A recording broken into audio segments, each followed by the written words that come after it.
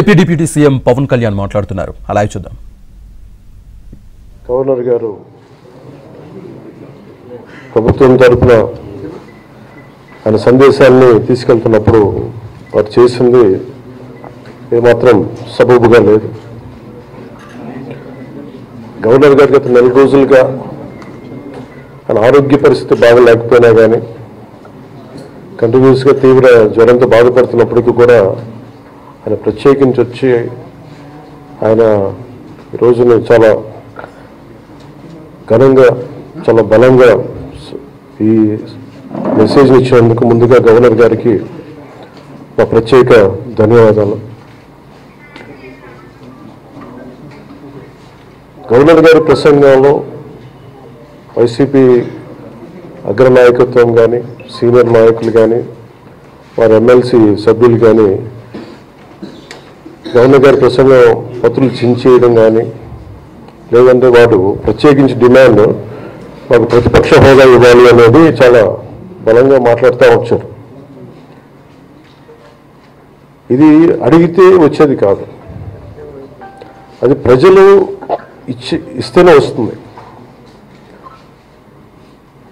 బేసిక్గా ఒకటి highest majority ఎవరికి ఉంది వాళ్ళు ప్రభుత్వం ఫామ్ చేస్తారు, వాళ్ళకంటే నెక్స్ట్ స్టేజ్ ఎవరికి ఉంటే వాళ్ళకి ప్రతిపక్ష హోదా ఇస్తారు. అంతేగాని గతంలో మేము ప్రభుత్వాన్ని పరిపాలించాం కాబట్టి మా ప్రతిపక్ష హోదా ఎవరికి ఇవ్వరు. కనీసం జనసేన కంటే కూడా ఒక సీట్ ఎక్కువ ఇచ్చినా కానీ వాళ్ళ ప్రతిపక్ష హోదా దక్కేది. ఈ రోజున ప్రభుత్వంలో సెకండ్ లార్జెస్ట్ పార్టీ జనసేన. దాన్ని ప్రజల దృష్టికి తీసుకొద్దాం. వైసీపీ నాయకులు వాళ్ళు చేస్తున్నారంటే మా ప్రతిపక్ష హోదా ఇస్తే తప్ప మేము అసెంబ్లీలో అడుగు పెట్టాం లేదంటే ప్రసంగాలు అడ్డుకుంటాం, ఇది సరైన మెసేజ్ బయటికి వెళ్దాం. ఇది సరైన విధానం కూడా కాదు. ఇది ప్రజలందరికీ తెలియజేయాలనుకున్నాం. ఇది ప్రతిపక్ష హోదా ఏ పరిస్థితిలో వస్తుందంటే మీకు రూలింగ్ పార్టీ కంటే కూడా అత్యధికంగా ఇంకొక సీట్లు వాళ్ళకంటే మీరు వస్తే దాని తర్వాత స్థానం మీకు వస్తే ఖచ్చితంగా ప్రతిపక్ష హోదా వాళ్ళకే ఉంటుంది. 21 సీట్లు ఉన్న జనసేన 11 సీట్లు ఉన్న వైసీపీకి ప్రతిపక్ష హోదా ఎలా వస్తుంది? మేము వస్తే తప్ప మేము అసెంబ్లీకి రావు, ఇలా గవర్నర్ ప్రసంగాలను అడ్డుకుంటాం అనేది ఇది సరైనది కాదు. ఇది ప్రజలందరికీ కూడా తెలియచేస్తున్నాయి ఈ సందర్భంలో. అందుకని ఇది భవిష్యత్తులో కూడా మేము కోరుకునేది వైసీపీ నాయకుల్ని, మీకు ప్రతిపక్ష హోదా ఇవ్వకపోయినా ప్రజలు మీకు 11 సీట్లు ఇచ్చారు, దాన్ని గౌరవించి మీరు అసెంబ్లీకి రండి. మీ స్థాయికి తగ్గట్టుగా మీకు మీకు ఎన్ని ప్రశ్నలు అడగాలో దాని తగ్గట్టుగా ఇస్తారు మీకు. ఇవన్నీ దాటి మన స్పీకర్ గారు కూడా చాలా గౌరవంగా 11 సీట్లు వచ్చినప్పటికీ కూడా చాలా గౌరవంతో ఇంతకాలం వాళ్ళకి ఇస్తూ వచ్చారు. ప్రశ్నోత్తరాల సమయంలో కూడా ఆయనకి ఇచ్చారు. గతంలో కూడా ఇవన్నీ ఆయన రావడానికి కూడా ఆయన ఎలా రావాలి ఏం చేయాలి దానికి కూడా చాలా ఏమాత్రం ఇబ్బంది పెట్టుకున్నా గతంలో కూడా చేశారు. ఫస్ట్ మీరు మనకి గవర్నమెంట్ ఫామ్ అయిన తర్వాత కూడా వీటిని దృష్టిలో పెట్టుకొని వైసీపీ కొంచెం హుందాగా వ్యవహరించాల్సిన అవసరం ఉంది. వైసీపీ నాయకులకు కూడా మీకు బాధ్యత ఉంది. గవర్నర్ గారి ప్రసంగాన్ని మీరు ఆ విధంగా మీరు ప్రశాంతంగా విని దాన్ని జరుగుతున్న సమావేశాల్లో మీరు దాని లోటుపాట్లు మీరు చెప్తే బాగుంటుంది తప్ప ఇలా కూర్చోబెట్టి అరుపులు కేకలు ఇది సమంజసంగా లేదు. అంటే అర్ధాంతరంగా ప్రతిదానికి అసెంబ్లీలోకి రాగానే గొడవ పెట్టుకోవాలి, దేన్నైనా విభేదించాలనేది ఇది చాలా లో లెవెల్ ఆలోచన విధానం, లో లెవెల్ స్ట్రాటజీ. అది మీరు అప్గ్రేడ్ అవ్వాలి, మీరు అప్లిఫ్ట్ చేసుకొని అది మీరు కూర్చోబెట్టి డెమోక్రటిక్ ప్రాసెస్కి గౌరవం ఇవ్వండి. మనస్ఫూర్తిగా వైసీపీ నాయకులకి ఇది నా విన్నపం, నా విజ్ఞాపన. This what I would like to say. And నిజంగా కావాలి అంటే మీరు ఈ 5 సంవత్సరాల్లో మీరు ప్రతిపక్ష హోదా మీకు రాదు, అది మీరు మెంటల్గా ప్రిపేర్ అయిపోండి.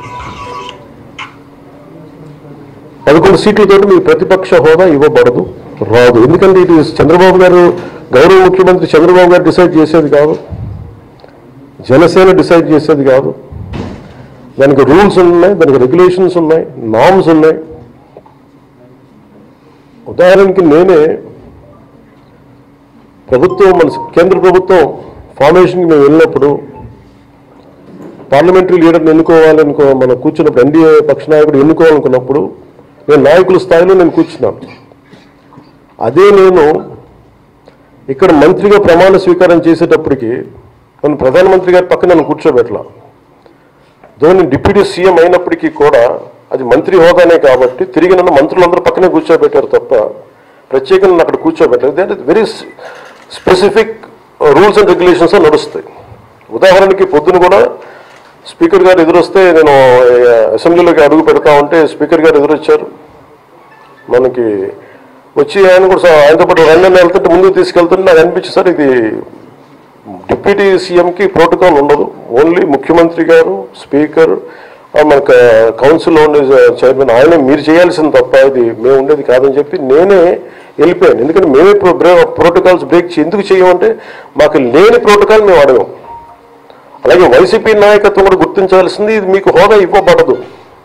ఇది చంద్రబాబు గారు ఆప్ చేస్తేనే కాదు, ఇది ఎవరు ఆప్ చేసింది కాదు, మీకు ప్రజలు మీకు ఇవ్వలేదు. మీకు అది మీరు దృష్టిలో పెట్టుకొని మీరు ప్రవర్తించాల్సింది మనస్ఫూర్తిగా నేను వారిని కోరుకున్నాను. అంతేగాని వారిని ఎక్కడ అవమానం పరచాలని కానీ వారిని తగ్గించాలని కానీ లేదు. 175 సీట్లు కేవలం 11 సీట్లు ఇచ్చారు వాళ్ళకి. ఆ దృష్టిలో పెట్టుకొని ప్రవర్తించవలసిందిగా మనస్ఫూర్తిగా వారికి కోరుకుంటూ మీకు తెలియజేసుకున్నాను. Thank you.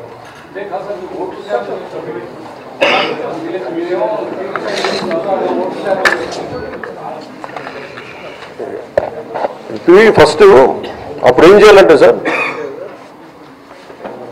అప్పుడు జర్మనీకి వెళ్ళిపోవాలి.